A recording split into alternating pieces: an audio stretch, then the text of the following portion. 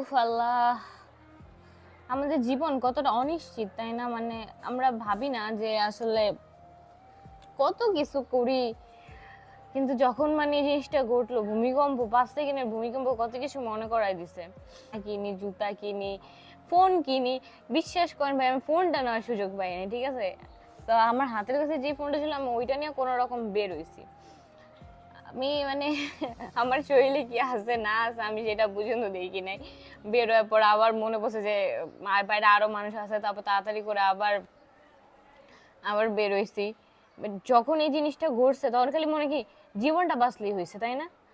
এত টাকা পয়সা, এত এত কিছু জমানো, এটা কিনবো ওইটা কিনবো সেটা কত কিছু আমার, বাট আমাদের জীবনটা কত অনিশ্চিত আর মৃত্যু কতটা নিকটে আমরা একটা বার ভাবি না। আমরা এই রঙের দুনিয়া না সবকিছু ভুইলা যাই।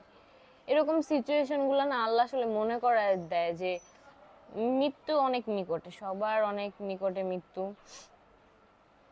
খুব খারাপ লাগতেছে, আমি আমি না বলে বুঝাইতে পারবো না আমার ভিতরটা না কেমন চলতেছে। আমার খুবই খারাপ লাগতেছে।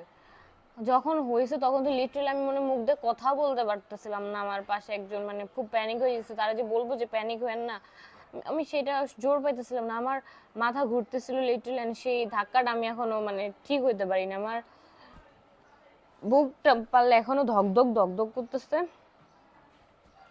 আল্লাহ সবাইকে রহমত করুক, আল্লাহ সবাইকে নেক হায়াত দান করুক।